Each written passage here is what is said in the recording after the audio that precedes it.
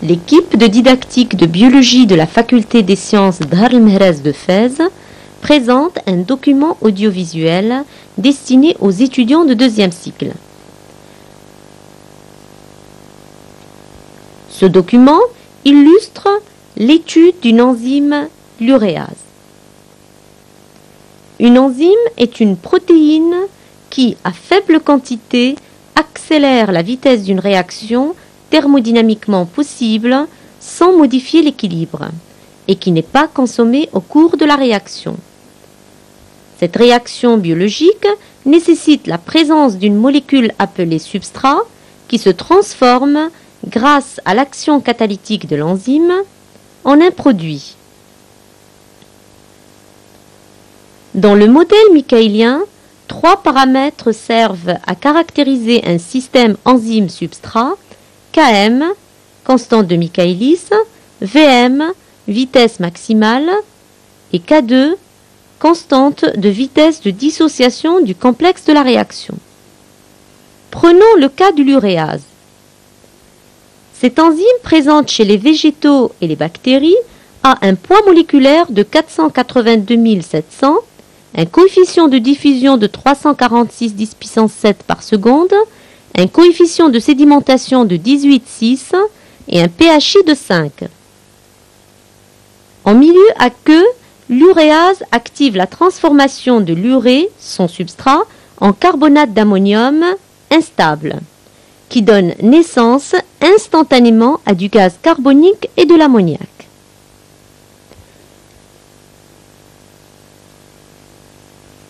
L'ammoniac se complexe avec le réactif de Nessler en développant une coloration jaune lisible à une longueur d'onde de 420 nanomètres.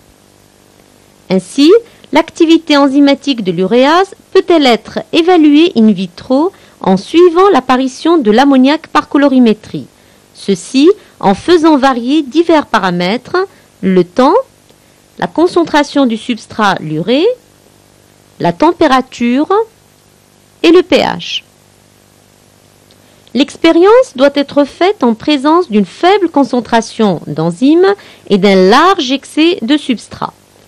Les conditions optimales d'activité de l'uréase sont le pH 6,8, la température 25 degrés Celsius et le temps d'incubation 10 minutes.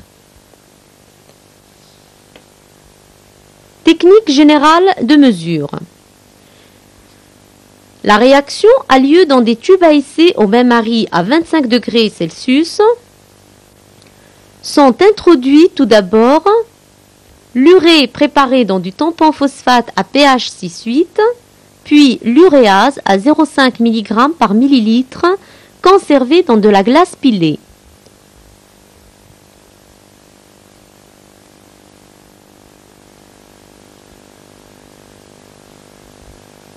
Dix minutes après, la réaction est stoppée par l'acide trichloracétique, soit TCA.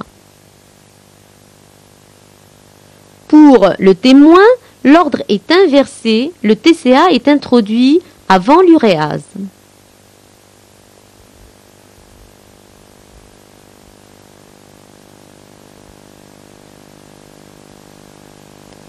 À un aliquote au 1/20 de ce mélange réactionnel est ajouté le réactif de Nessler.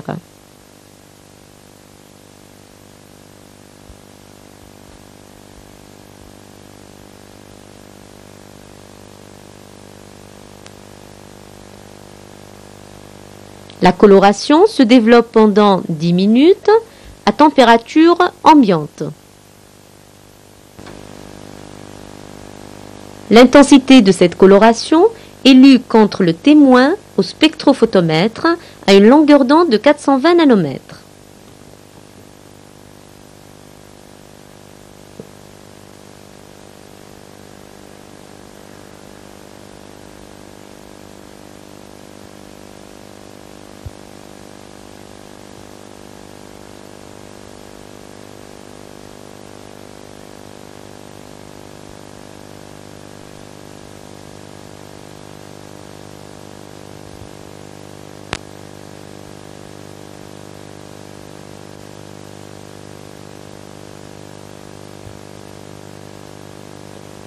4 paramètres influencent la réaction.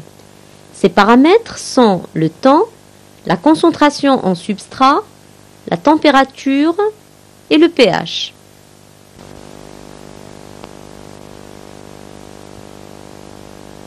Premièrement, le paramètre temps. Dans des conditions précises de concentration, de pH et de température, la réaction est arrêtée par l'acide trichloracétique à différents temps, à 3 minutes, 5 minutes, 10 minutes, 15 minutes et 20 minutes.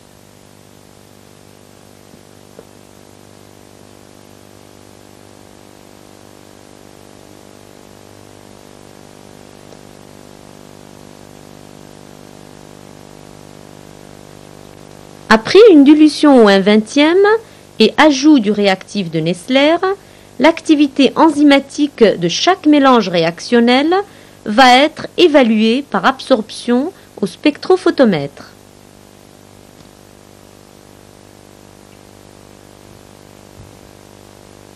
La courbe qui en découle présente 3 éléments intéressants: une partie linéaire, une inflexion et un plateau.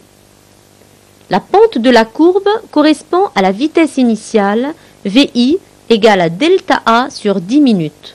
L'inflexion correspond à la diminution de la vitesse et au temps optimal de la réaction. Le plateau correspond à l'occupation de tous les sites actifs de l'enzyme. Le second paramètre concerne la concentration de substrat. À partir d'une solution mère d'urée, des dilutions de raison 1,5 sont effectuées en présence d'uréase à pH et température constants. 10 minutes après, la réaction est stoppée, puis colorée et lue au spectrophotomètre. La relation entre la vitesse initiale de la réaction et la concentration d'urée est représentée par une hyperbole. Aux fortes concentrations d'urée, l'uréase est saturée, ce qui correspond à l'occupation de tous les sites actifs de l'uréase. Dès lors, la vitesse initiale est maximale, constante et indépendante de la concentration de l'urée. Aux faibles concentrations de l'urée, une fraction seulement des sites actifs de l'uréase est occupée, laquelle fraction est proportionnelle à la concentration d'urée.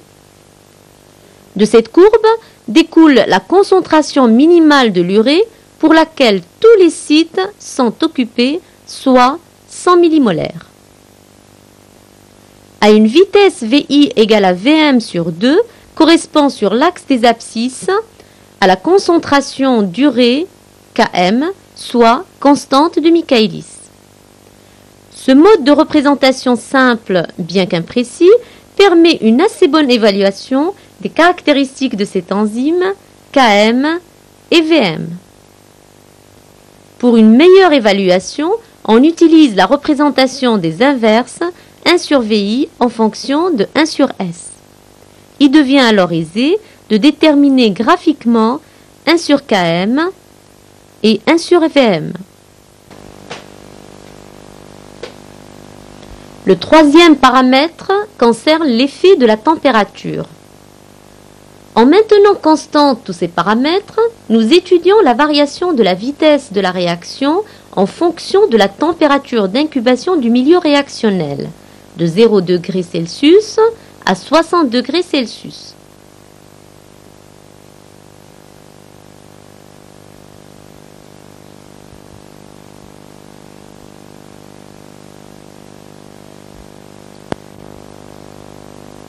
L'activité de l'uréase est évaluée par spectrophotométrie. La courbe obtenue est asymétrique. Elle traduit l'effet de 2 phénomènes. Un phénomène réversible, traduit par l'accroissement de la vitesse avec la température, c'est la loi d'Arrhenius. Un phénomène irréversible qui correspond à l'action dénaturante de la température sur l'uréase. La température optimale est un compromis entre les deux phénomènes, soit 30 degrés.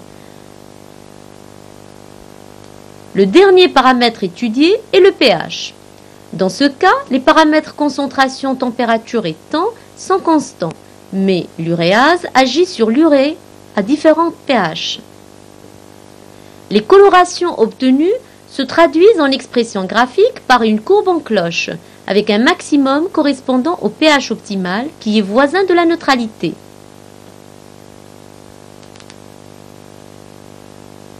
Les 4 paramètres temps, concentration, température et pH sont donc déterminants pour qu'une enzyme puisse agir sur son substrat et faire apparaître un nouveau produit sans qu'elle soit elle-même modifiée.